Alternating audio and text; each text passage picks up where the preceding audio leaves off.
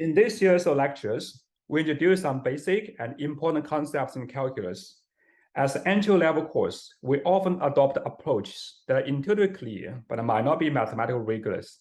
In particular, we will not use the famous epsilon delta language. In this lecture, we will talk about integration by substitution, which is a very important technique in computing Riemann integrals. Okay, let's first use a simple example to demonstrate how to implement this substitution method. Let's look at, say we want to compute the integral of the function 2x plus 1 squared within interval 0, 1. There are two methods. Method 1, which is straightforward. We say, okay, we just use, we just write out, right? We say, okay, 2x plus 1 squared. We can write this one out, use the formula, right? A plus b squared equals a squared plus 2ab plus b squared. So we get 4 squared plus 4x and plus 1. And then from here, we say, okay, if you want to calculate the integration of 2x squared dx, right?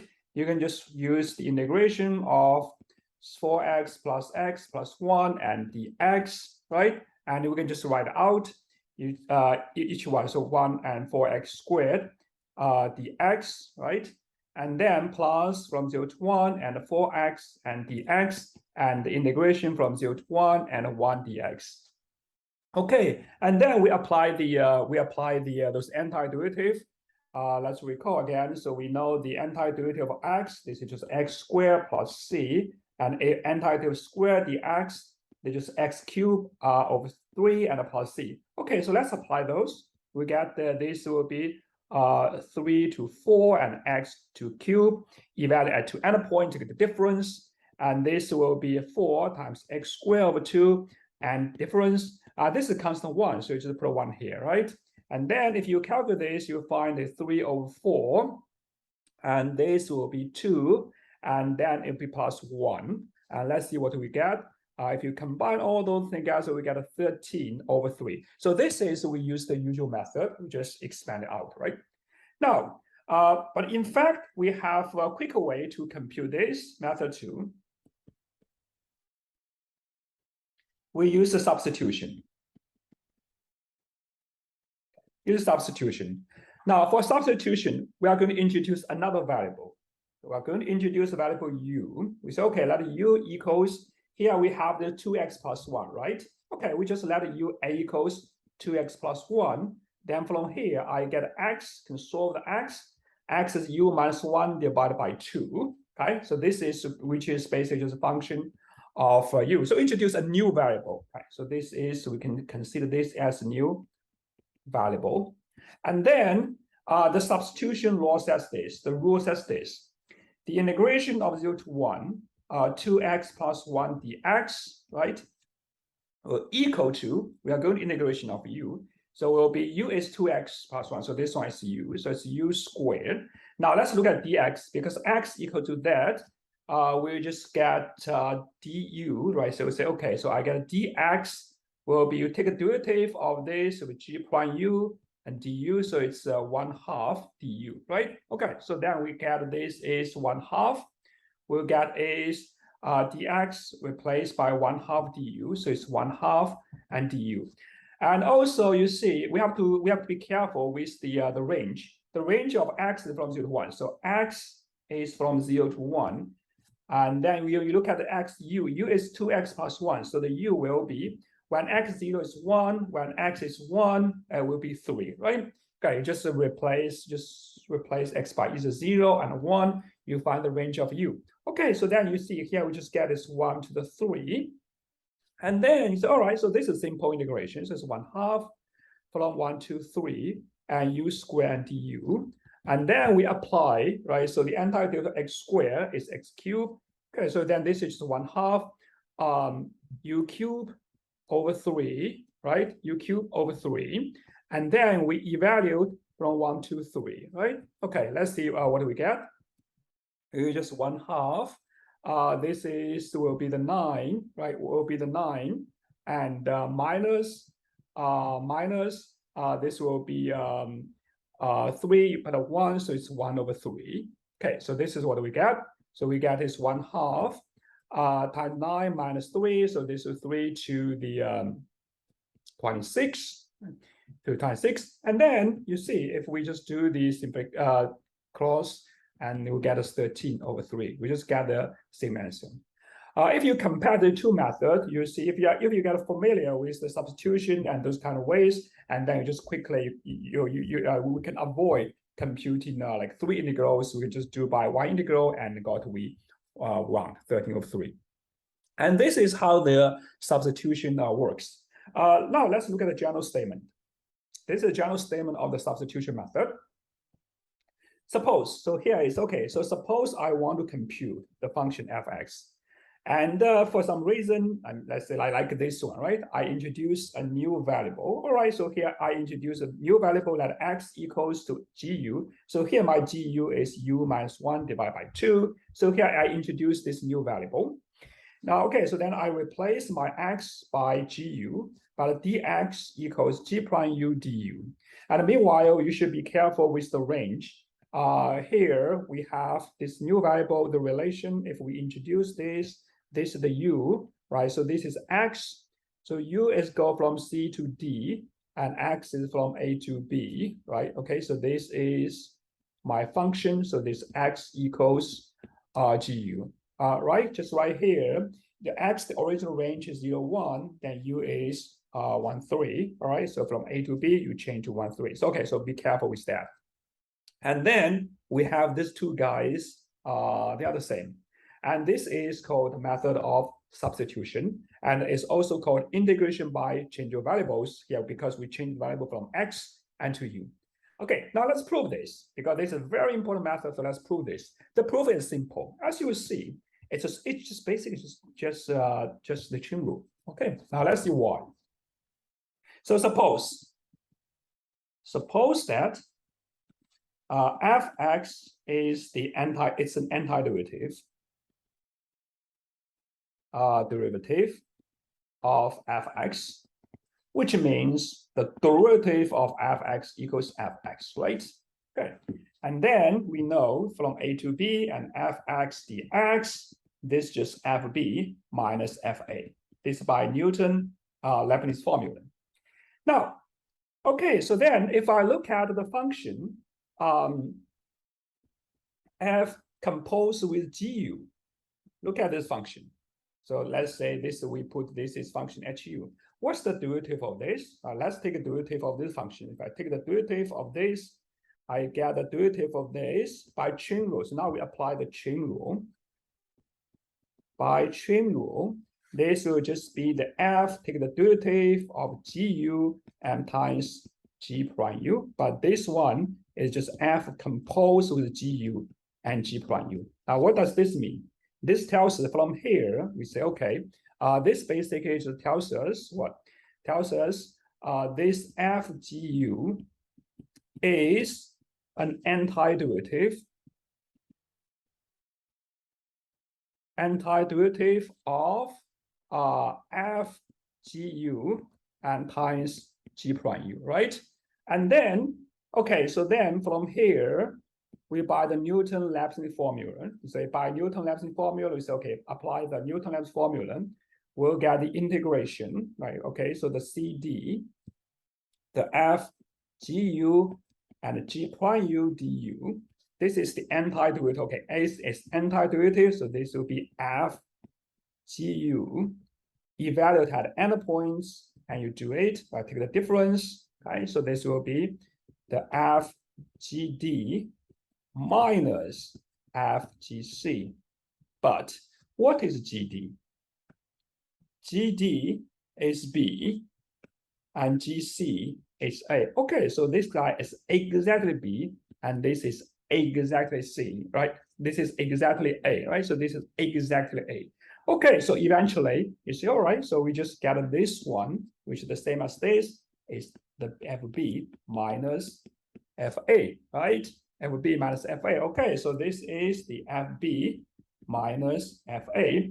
It is the same thing as this guy, right?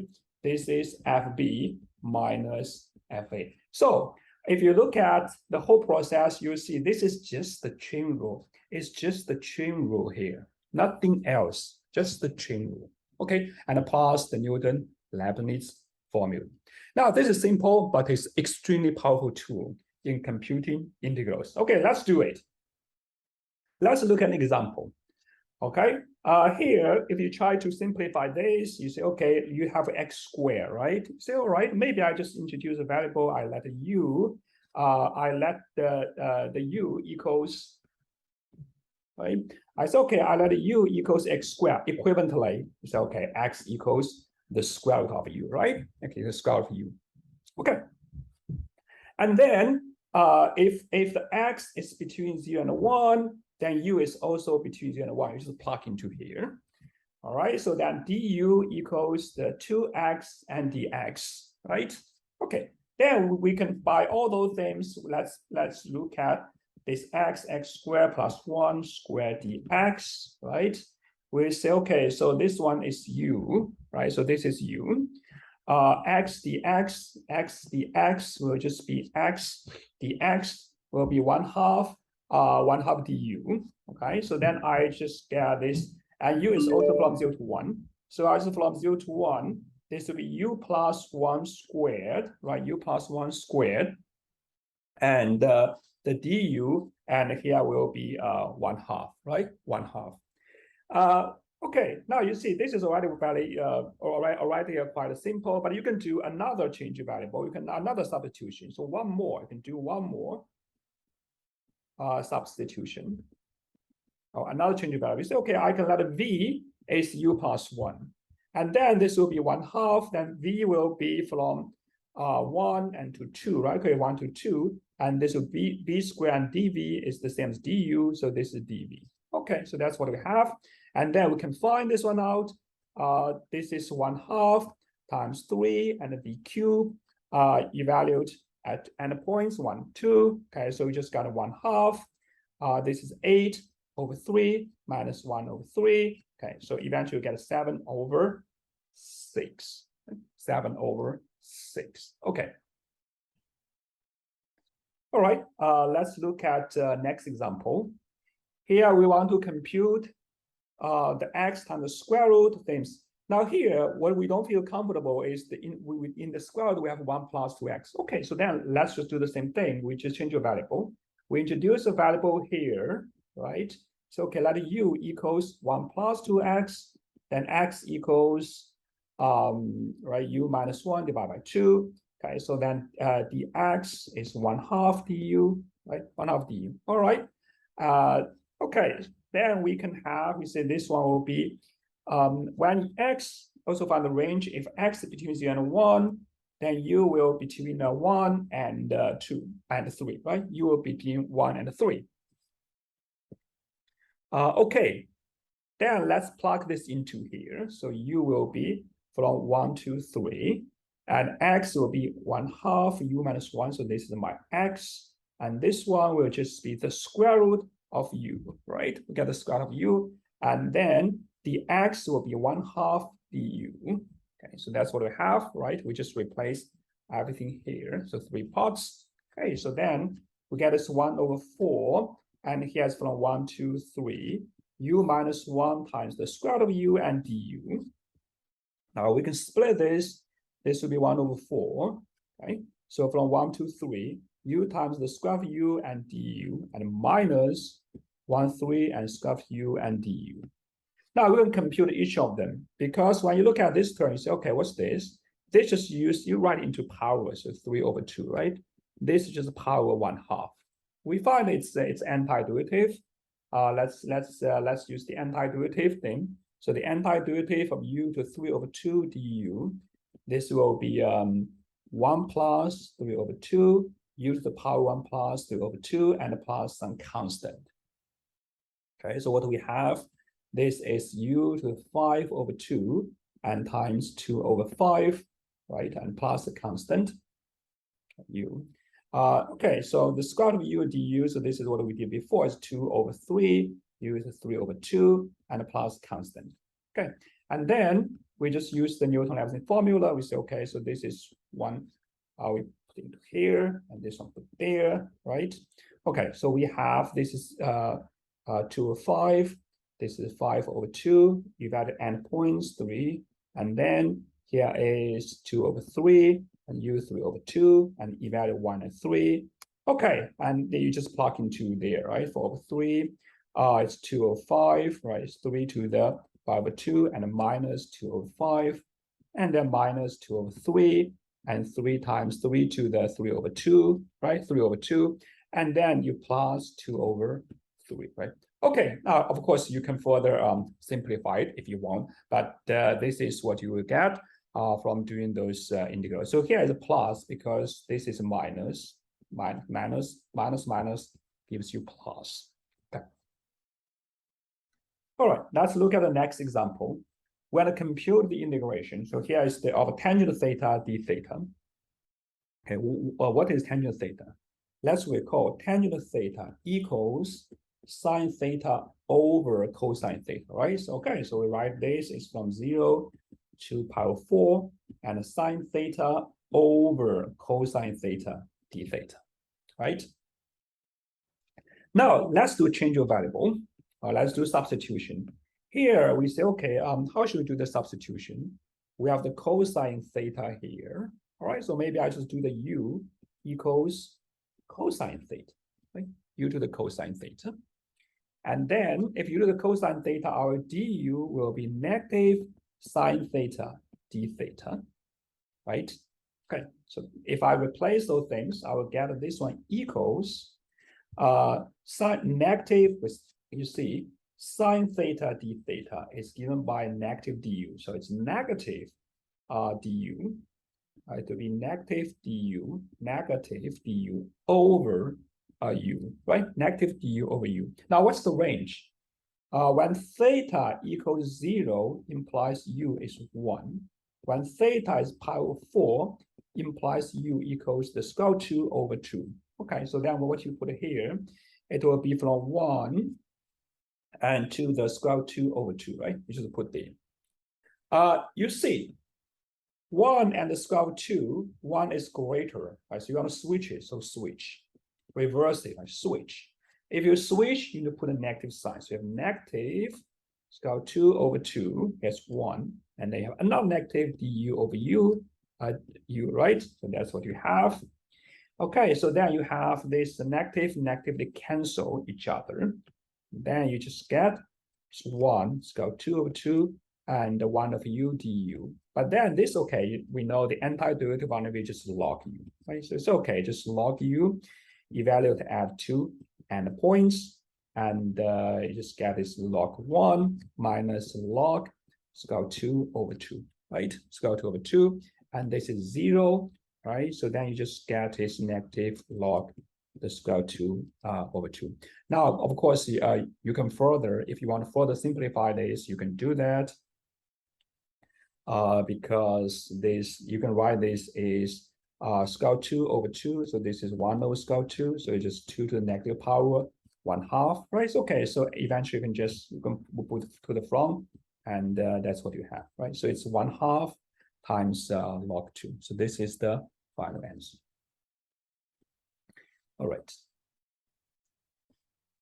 Okay, example 5. We want to do log x over x dx, right? Let's change a variable. So what we can do, change a variable. Here we have log x. So okay, maybe I just let u equals to log x. Then I have du equals 1 over x dx. Then quickly you get, now if x is from 1 to 2, and u log 1 is 0, right? 1 to 0, and this will be to log 2. Okay, so you get it from 0 to log 2. And here we have the u du, right? So here we have this u and du. Okay, so u du, we know this is just u squared over 2, and you evaluate at endpoints, and this is 1/2 log 2 squared. Okay. All right. The next example, we're going to find the area of the ellipse x squared. Let's draw the ellipse. y is 1, x is 2. So this is the ellipse. Right, so in -2, this should be 2, this is x, and this y, and this is 0. We want to find the area. Now, how we find the area? We can first find the area of the up half and just multiply by 2, right? And the up half you can view as the region under the graph. On the graph, look at this part. You look at this part. This part is, you can solve this because y is non-negative, right? Y squared equals 1 minus x squared 4. And you take the square root, so this square root of 1 minus x squared 4. And then from here, you say, okay, we just get the area is twice because you have up half and lower half, and x from negative to 2, you take the square, you take the integrand, right? So this is the integrand, right? And x squared of 4 and dx. Okay, so that's what you need to calculate. Now you want to calculate the integral of this function. Well, it's not so clear what is the antiderivative of this guy. But we can use change variable. But the question is, how should you change variable? Now, when you see things like this, the way to do change variable is we can use sine x. I can let x equals 2 sine theta. And you see quickly why that's the case. If I use 2 sine theta, then theta will change from, you can choose the range from negative pi over 2 to pi over 2, right? Because sine negative pi over 2 is -1, sine pi over 2 is 1, okay? So then x will go from -2 to 2. And then dx will be 2 cosine theta d theta. Okay, so then we can just plug those things into this expression, right? Okay, I can plug this here and dx there. Okay, so then let's see what we get. We'll get equals, we have this is 2, right? When theta will be from negative pi over 2 to pi over 2, and here's 1 minus x2 sine theta, you plug there, you get this sine theta squared. This will be 2 cosine theta and d theta, right? Okay, now you see the reason why we use this trigonometric substitution, because 1 minus sine theta squared equals cosine theta squared. That's because we have this trigonometric, because we have this trigonometric identity, right? Trigonometric identity. Okay, so now also when theta is within this range, the cosine theta is non-negative. So when you take the square root, we get this is cosine theta. All right, now by doing this, we see everything is reduced to compute. You have 2 and 2, so you get a 4, right? So you get 4 copies from negative pi over 2 to pi over 2, and this is cosine theta squared d theta. Okay, so eventually what we're going to compute is the integral of cosine theta squared. Now, when you first look at this, it's not so clear what is antiderivative of cosine theta squared, but for things like this, what we use is the double angle formula. So that's what we call the double angle formula, which tells us for this cosine theta squared, right? So that's what we want, what we need.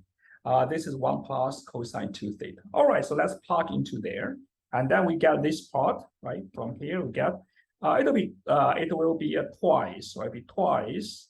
I borrow 1, 2, 2 here, so twice of 1 plus cosine 2 theta d theta from negative pi over 2 to pi over 2.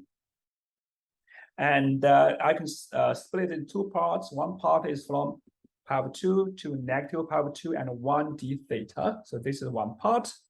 And then another part will be twice from negative 2 to pi over 2.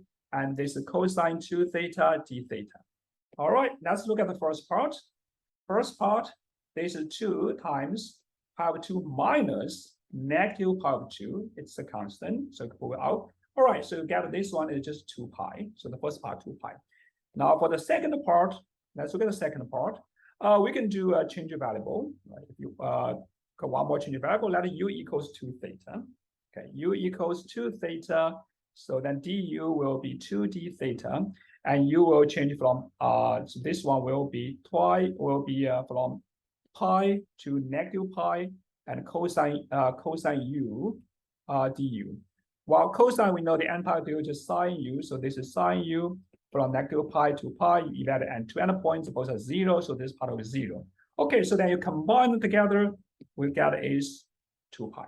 All right, and this tells us the area of the function, the area of the ellipse, this one is 2 pi. So the above part is pi, and the lower part is also pi. By this method, we can actually get the general formula. Right? So we can get the general formula. General formula for area of ellipse is x squared a squared plus y squared or b squared equals 1. Right? We have this. Okay, so this is a and this is b. Now the area will be equals a times b and times pi. The methods is exactly the same. We just write as the graph of function, and we use this trigonometric substitution. And the reason we use that is because it will help us simplify things that involve the square root. Okay. All right. Now, this substitution method can also be used to find the antiderivative, and the procedure is almost the same. Let me just use this as an example, right? So we want to find antiderivative of x, ex squared, and dx, right?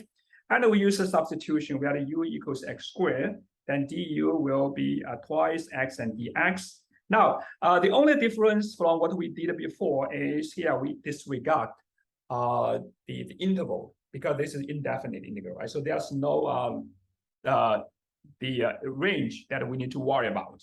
All right, so let's just do everything here. This will be EU, and there will be 1/2 du, right? Because x dx is 1/2 of du. X dx is 1/2 of du, and so this will be 1/2 the antiderivative EU du, right? Okay, and we know, of course, the antiderivative of this is just 1/2. This would be EU and plus some constant, right? Plus some constant. Now, but what we want is something involve x, but here you have u. So how should we fix that? You just replace this back to here, and then you get this.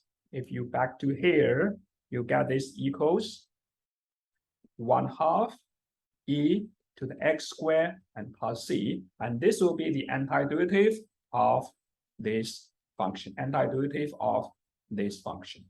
Now, obviously, we can apply the same trick to get basically the antiderivative of this function x log x over x and antiderivative of tangent theta. So as I said, the method, the way we implement substitution is the same as we do for antiderivative, or we do the exact value of definite integral. The only difference is we don't, when you do the antiderivative, you don't care about the range.